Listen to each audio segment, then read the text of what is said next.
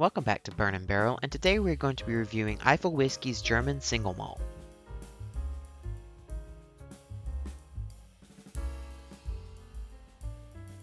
Eifel Whisky is a distillery that is located in the Eifel region of Germany. The mash bill of this particular whiskey is 100% malted barley and is aged for 8 to 9 years. It is also non-chill filtered. The first 4 years of this whiskey was spent in ex-Bordeaux casks made from American oak. The next 4 years were filled in cream sherry casks. The age and extra finishes of this whiskey can really show through the color of it. The bottle itself features a unique screw cap with a little black knob. The shape of the bottle is simple and very reminiscent of a pill. The front of this bottle features a beautiful label with a nice artwork of German landscape. It also contains information about the ABV, the importer, and what year this was made as well. Here is a closer look at the front artwork.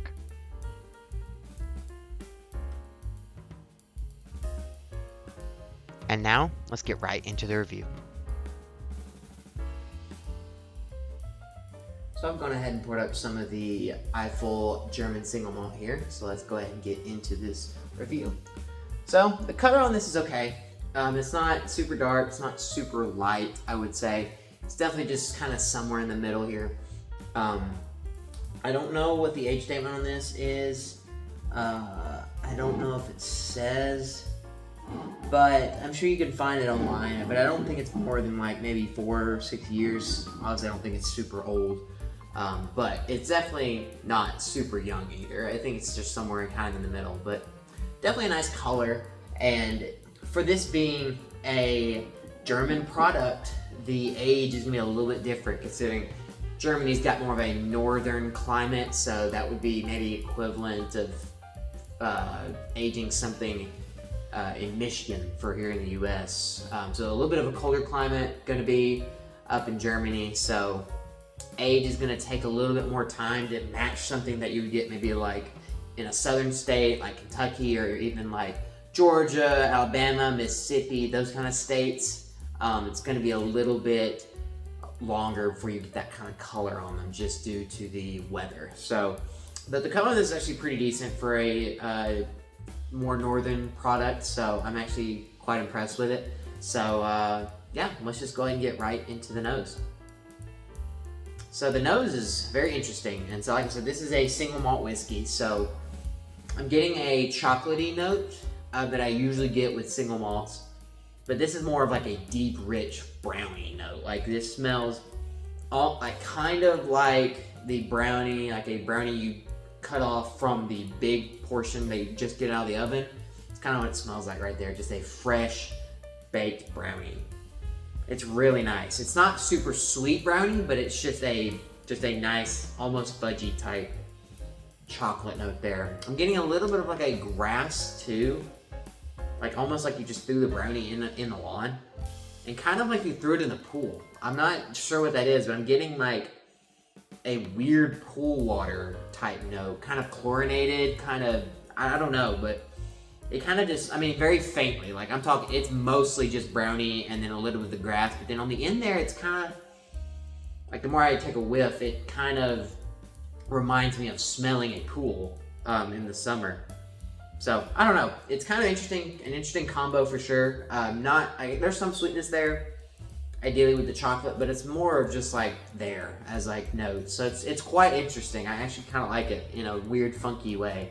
So, let's just go ahead and get right into the palate.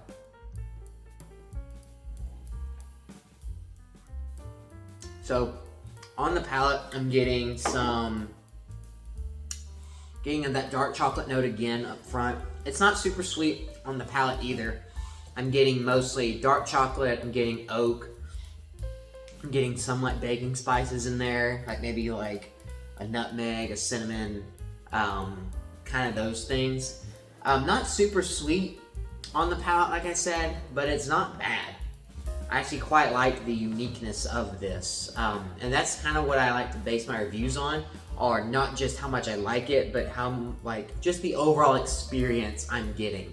And it could be like a semi-decent, like a 7 out of 10 juice, for like a bourbon, but if it just tastes like all the other bourbons I've had, it's gonna be a little bit lower just because it's not standing out to me as something special. But this, however, while it stands out, is not like super special. It is still good though. I do like it. But yeah, continue to reiterate that chocolate note just up front, not super sweet, definitely more of a dark chocolatey type. Kind of in the middle there, you get a little bit of that oak and the baking spices. And then as you move on towards the finish, it's a medium length finish, not super long, but it's not just like quick. I'm getting the oak and like a little toast maybe, but like that's about it. Like it's not super long, but definitely just prominently oak on the finish, but it's super nice. Like I said, for me personally, if you've watched some of my other videos before, I personally like the sweeter notes.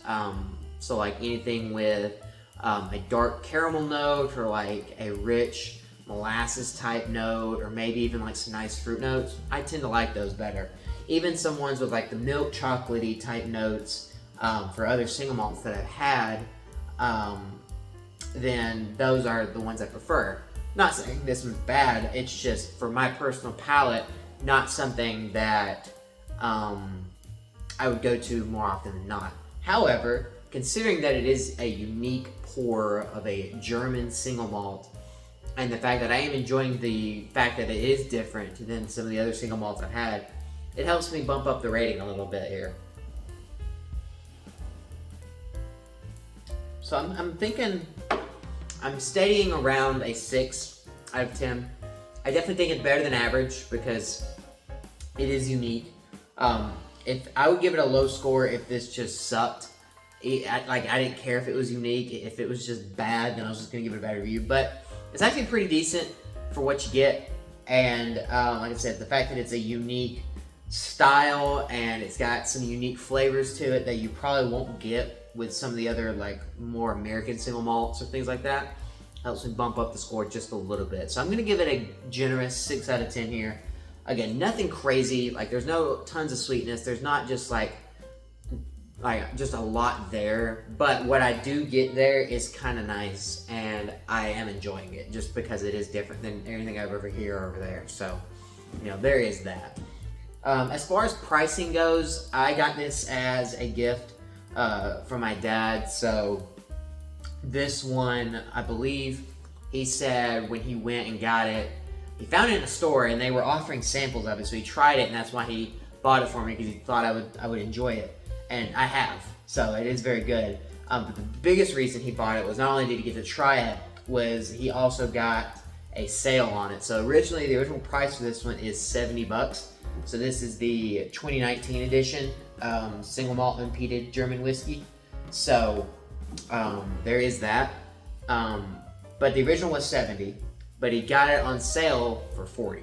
So almost half off, and at that point, you know, if you're spending $40, I mean, to me, and I know people's budgets are different, but to me, $40 is not an expensive bottle, super expensive, not gonna break the bank. If you lose $40, as long as it's okay, like, whatever. And this is definitely okay, like, it's definitely good.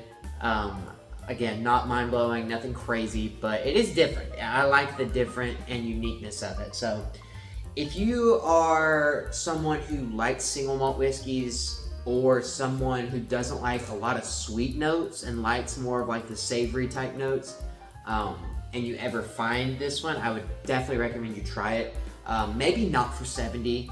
$70 is a little bit much for what you get out of this, but I think $40 is a great price point for what you get in this bottle. So like I said, if you can find it on sale for about $40 and you want to try something different than your average single malt, or if you want to try something that's not as sweet but still got that chocolatey notes, this is the bottle for you. I hope you've enjoyed this review of Eifel Whisky's German single malt. I have left a summarized version of this review in the description below. With not super high amounts of distribution, this one may be a little bit more difficult to find, but if you've had this one, let me know what you thought down below. Check out the videos on screen and some of the other videos that I have done as well. Hope you have a fantastic day, and I'll see you next time here on Burn and Barrel.